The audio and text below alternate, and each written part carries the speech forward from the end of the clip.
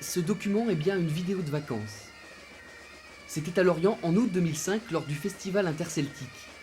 Pourtant, ces adolescents dont les cornemuses ont ému les spectateurs sont des musiciens un peu particuliers. Ce sont de jeunes réfugiés palestiniens.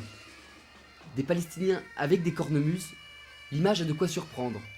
Comment sont-ils arrivés là? Où vivent-ils? Nous les avons retrouvés à 5000 km de là.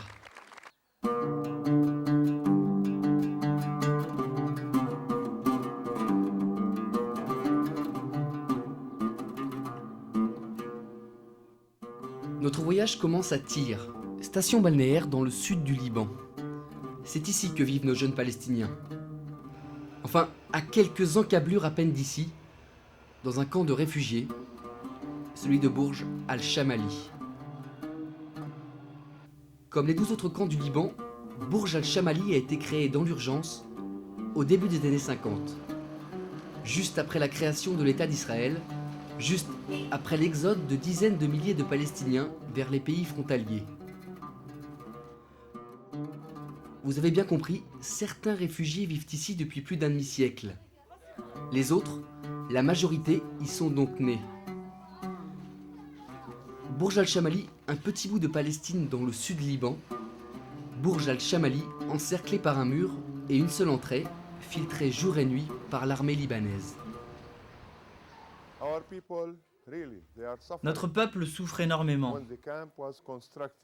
Quand le camp a été construit, on a donné aux premiers réfugiés des petites tentes, une pour chaque famille. Ils ont dû réaménager complètement ce bout de terre en enlevant les pierres, les rochers et les arbres.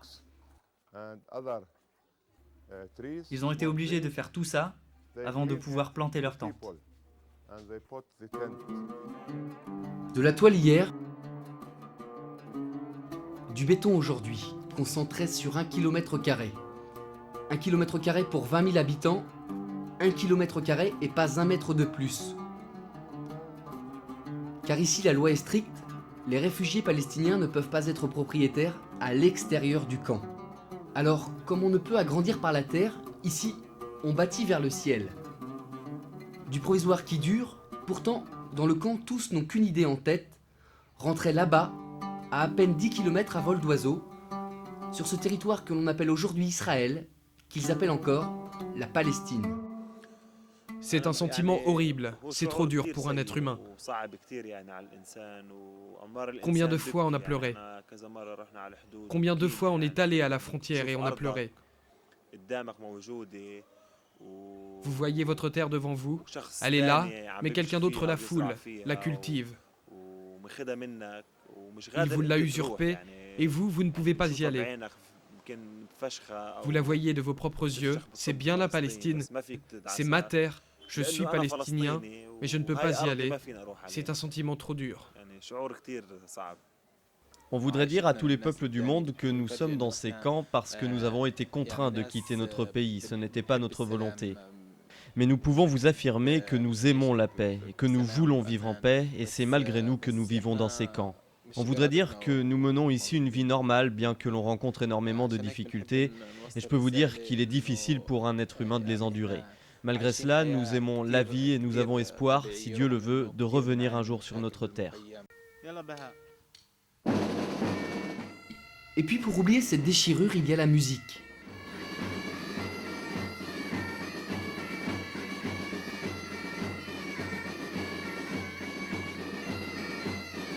Ce matin, le Bagat s'active.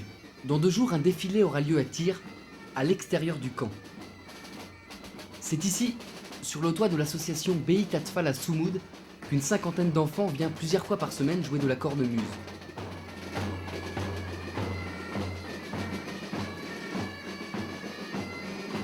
La cornemuse, un héritage de l'histoire, de l'époque si proche et si lointaine où la Palestine était encore sous mandat britannique. La cornemuse, un instrument surprenant, un outil pour s'évader.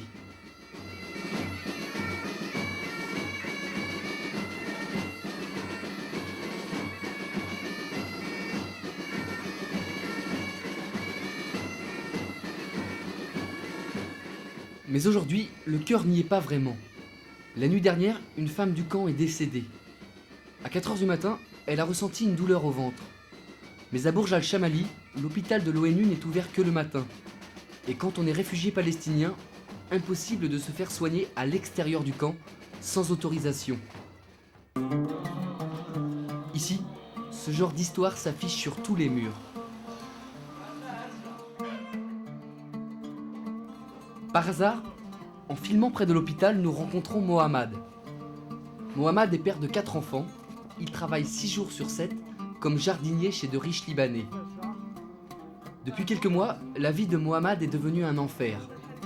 Khalija, son épouse, est tombée gravement malade. Une maladie du sang dont Mohamed ne sait pas le nom. Ce qu'il sait en revanche, c'est que son travail ne lui rapporte que 7 $ par semaine et que les médicaments pour soigner Khalija coûtent 700 $ par mois.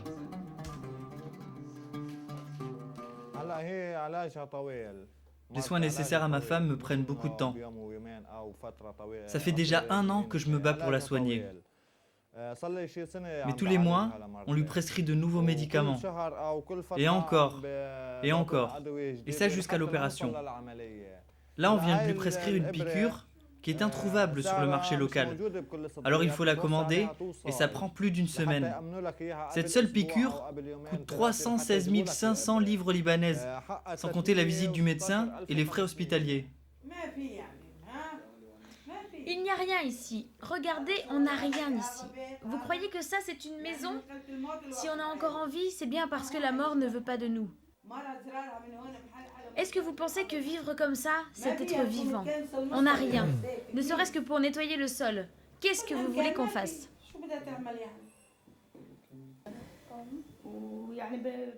Mes soins sont très longs et coûtent très cher. Je ne peux pas acheter tous les médicaments qui me sont prescrits. Je dois faire des choix, car avec ce que gagne mon mari, c'est très difficile. Ça suffit juste aux dépenses de la maison. On a même du mal à nourrir la famille. Alors mes soins, vous pensez, ça passe après.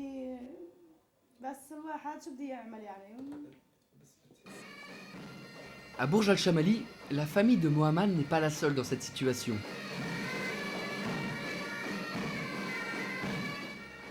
Ici, plus de 60% de la population vit en dessous du seuil de pauvreté. Cette jeune femme au foulard noir, c'est Nesrine. En 1982, ses parents ont perdu 5 enfants lors d'un bombardement israélien.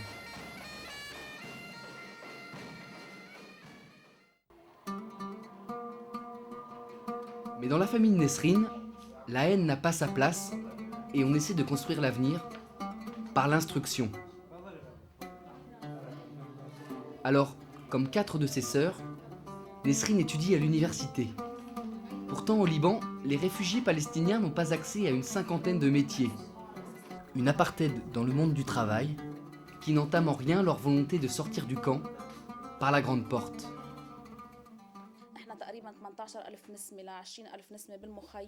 Dans ce camp, il y a entre 18 000 et 20 000 habitants et il n'y a qu'un seul dispensaire qui n'ouvre que de 8 h du matin à 15 h. Alors quand quelqu'un tombe malade, il est forcément dans la galère car l'hôpital le plus proche est à Tyr et il faut 15 minutes pour s'y rendre. C'est pour ça que je fais des études, pour apprendre mon futur métier et ouvrir un jour un petit hôpital et aider les gens du camp. Pour l'instant, étudier à l'université n'est qu'une étape. Mais devant moi, il y en a d'autres. Je veux aller encore plus haut.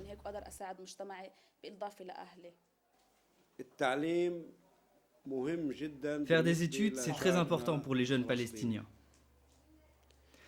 Notre seule arme, c'est d'être à la pointe du savoir, à la pointe de l'évolution et de la science. C'est d'éduquer nos enfants. C'est la seule arme forte et efficace que nous avons dans la vie.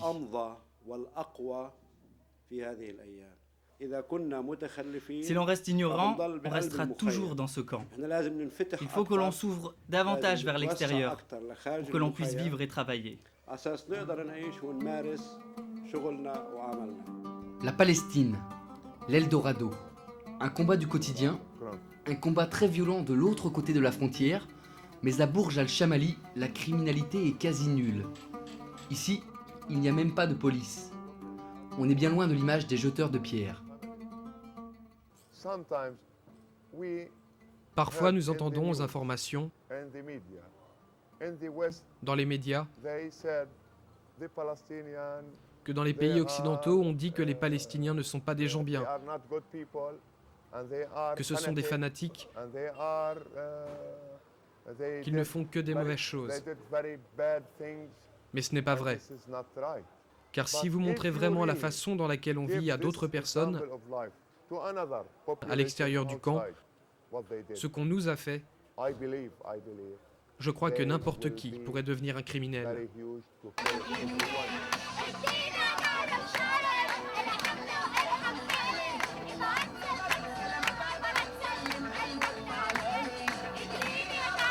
C'est jour de fête pour les musiciens.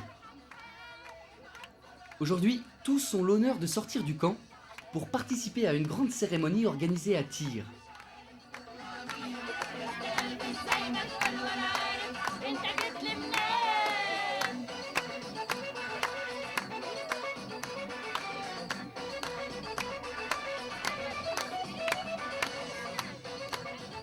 Et pour les enfants, sortir du camp, c'est déjà un événement en soi. Alors chacun s'y prépare, comme si c'était la première fois.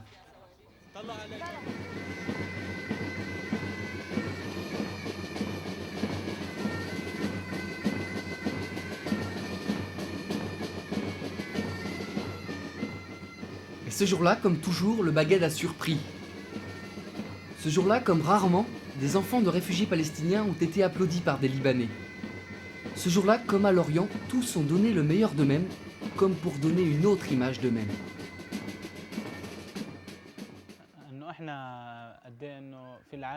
Le monde entier pense que nous sommes des terroristes. Mais nous ne sommes pas des terroristes.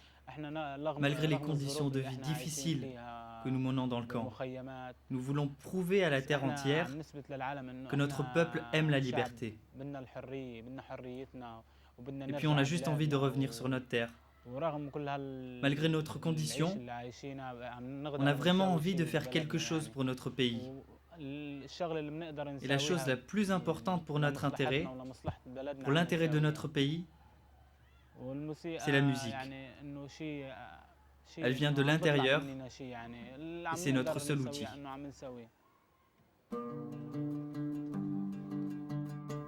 La musique comme une arme. À Bourj al-Chamali, en tout cas, on y croit. N'en déplaise aux religieux qui s'imposent au sud-Liban comme une fausse note. Bourj al-Chamali, un camp de réfugiés palestiniens tiraillés entre ses rêves et ses souffrances, avec en toile de fond une bande de gamins qui soufflent pour la paix.